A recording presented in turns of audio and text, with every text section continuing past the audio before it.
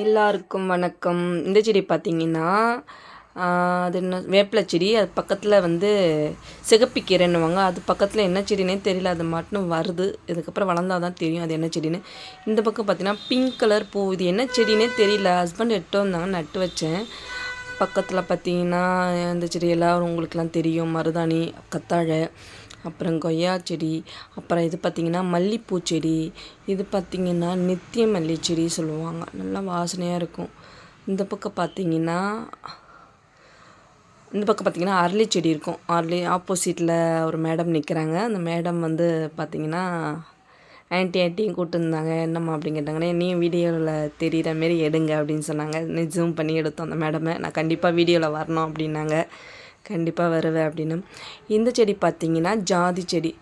இதுவும் நல்லா வாசனையாக இருக்கும். எல்லாம் பூலாம் நல்லா பூத்துருந்தது. இப்போ நான் பறித்து கட்டிட்டேன். கட்டி சாமிக்கு இன்றைக்கி போட்டேன்.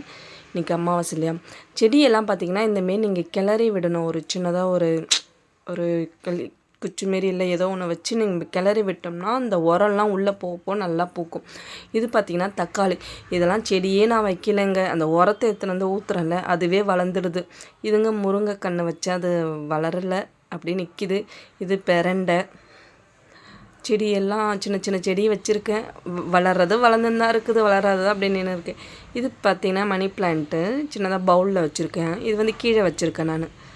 அது பார்த்திங்கன்னா அது பக்கத்தில் வெத்தலை செடி. அது பக்கத்தில் துளசி இப்போ தான் வச்சேன். இதெல்லாம் இப்போ தான் வாங்கி வச்சேன். அது பக்கத்தில் சின்னதாக ஒரு உரம் போட்டிருக்கேன். அது இன்னும் வரலை. அப்புறம் பார்த்திங்கன்னா இது பார்த்திங்கன்னா வெத்தலை செடி தான். லைக் பண்ணுங்கள், சப்ஸ்கிரைப் பண்ணுங்கள், கமெண்ட் பண்ணுங்கள்.